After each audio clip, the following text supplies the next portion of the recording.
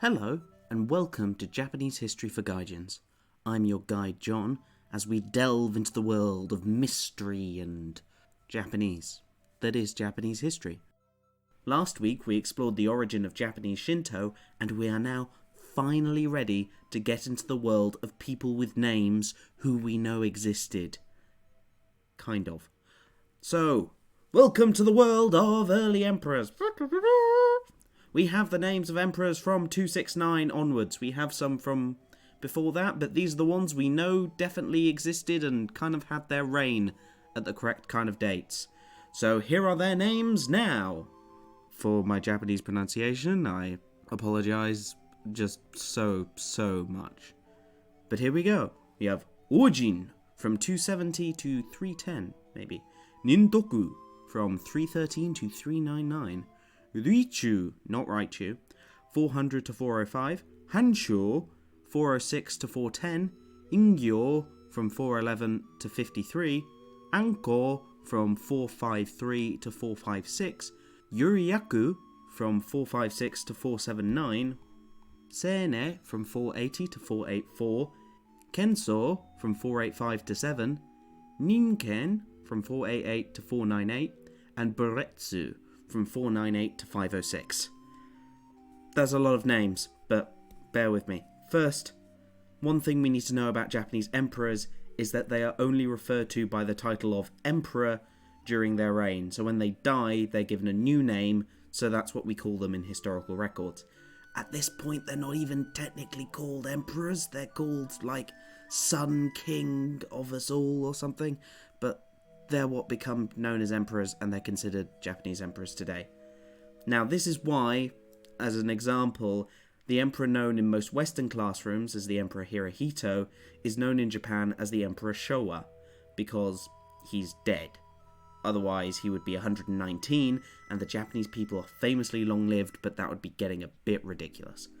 So, all emperors before this point can be more honestly referred to as semi-legendary figures. They might be based on real people, but what their names were or if their actions are accurate, who can say? Please, who can say? I need more sources on this one, and so does all of Japanese history. Okay, so you remember all those names I just said? Good, well done, you can have a star. Now you can forget them, because hardly anything is known about those ones either. We know they definitely existed though. Apart from the nasty rumours spread about the last one, Buretsu, and possibly Yuriyaku, that cause him / is a justified reason for him being deposed and replaced with another member of his family. But now we're in the 6th century CE already, and our sources are much more comfortable. So the next emperor is the important one, is Emperor Keitai. Now Keitai, fun fact in modern Japanese, means mobile phone.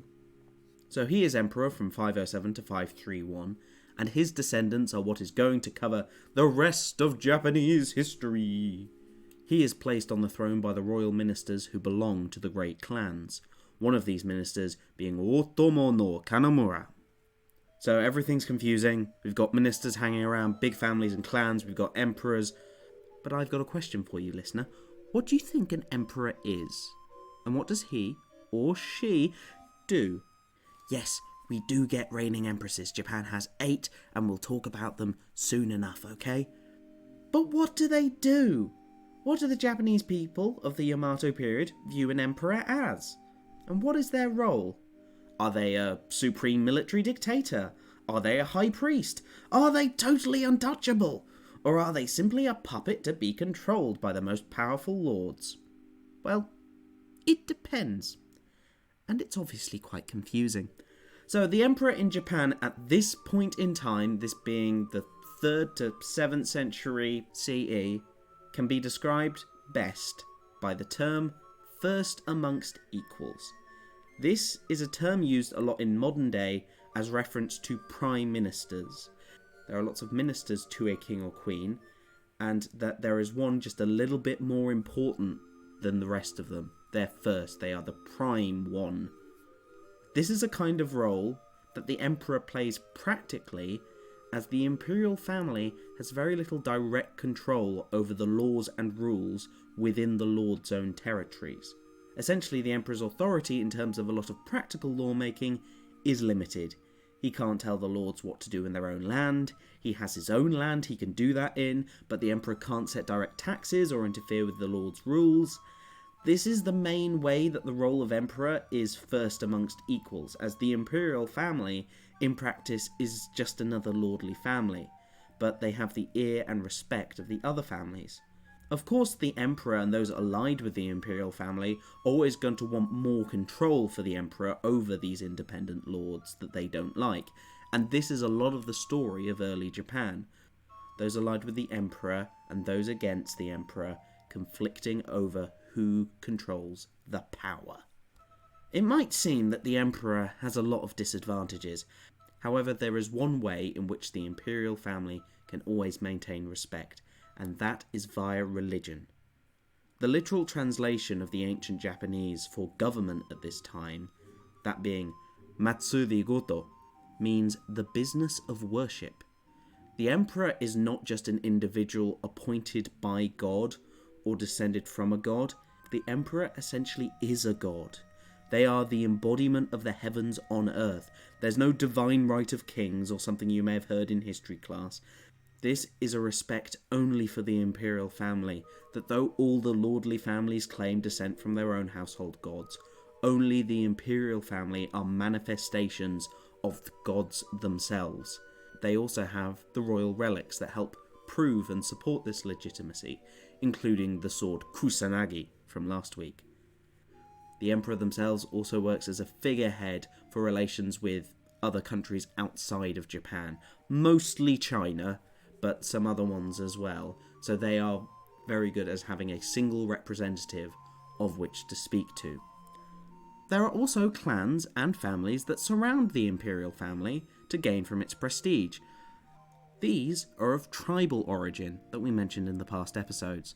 They're all based around a family, but it's a little difficult to describe these families as such.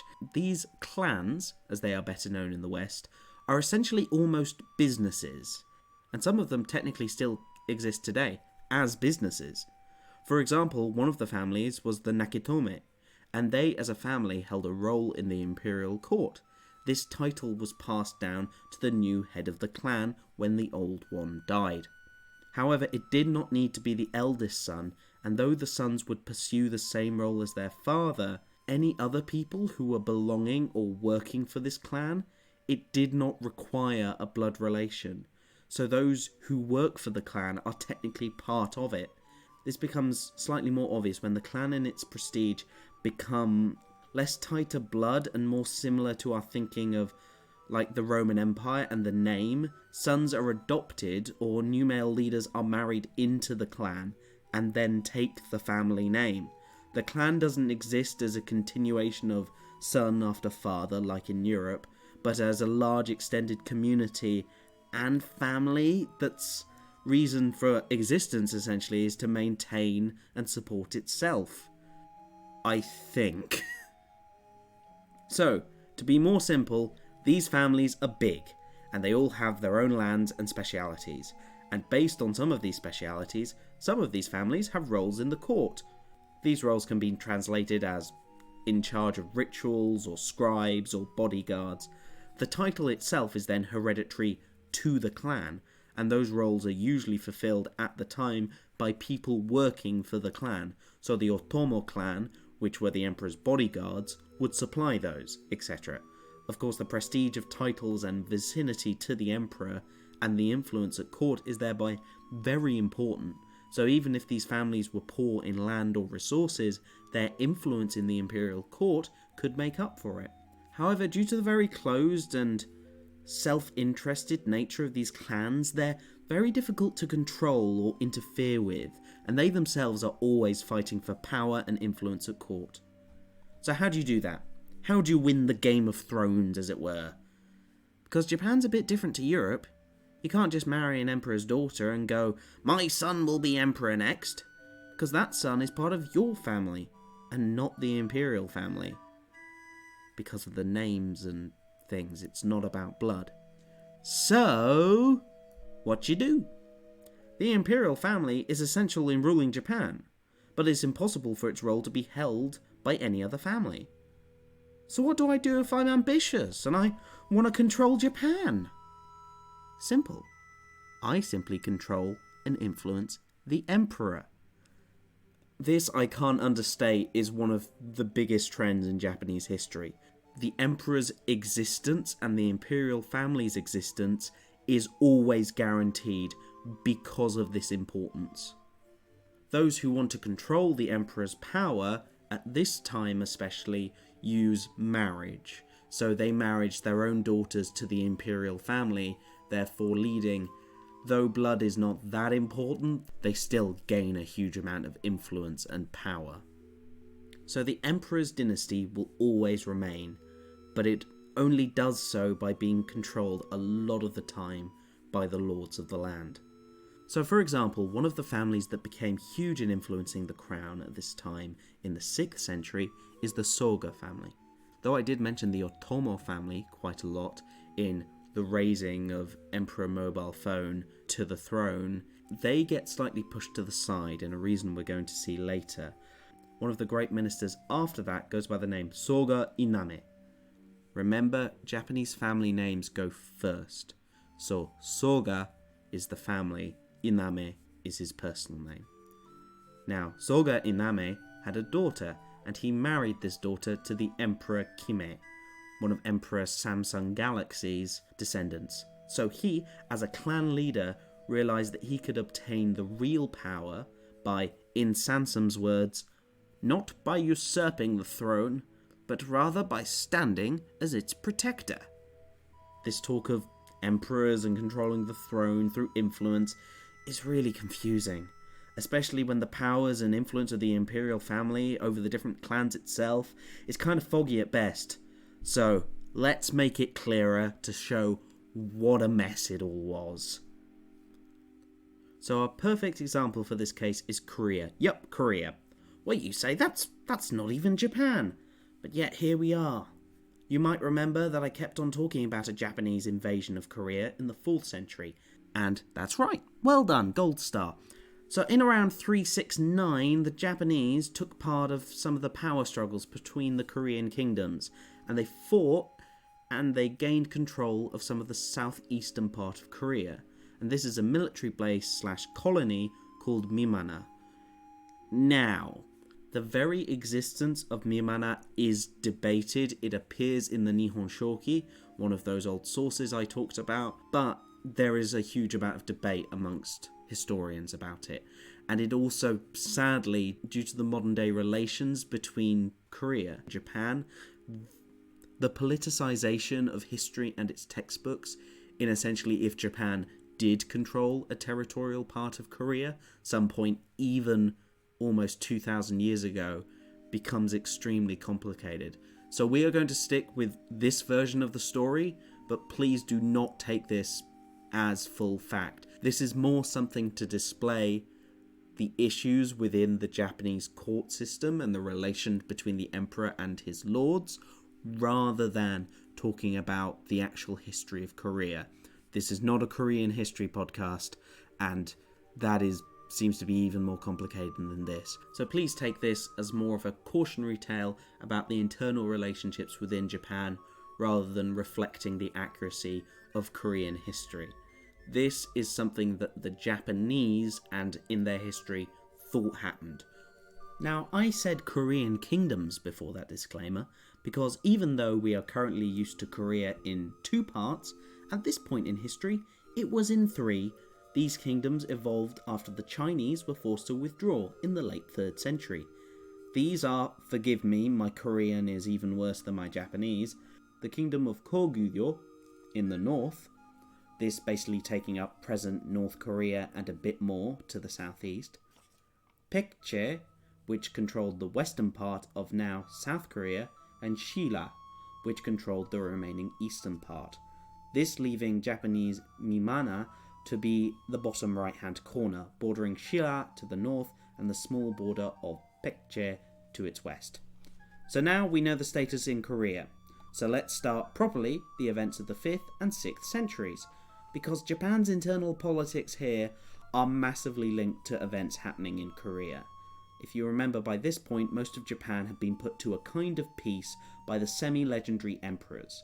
So after the placing of Emperor Otu-Mobile on the throne by the Otomo clan, Mimana was being threatened by the bordering Korean kingdoms, who were themselves being threatened by the even further north bordering kingdom as well.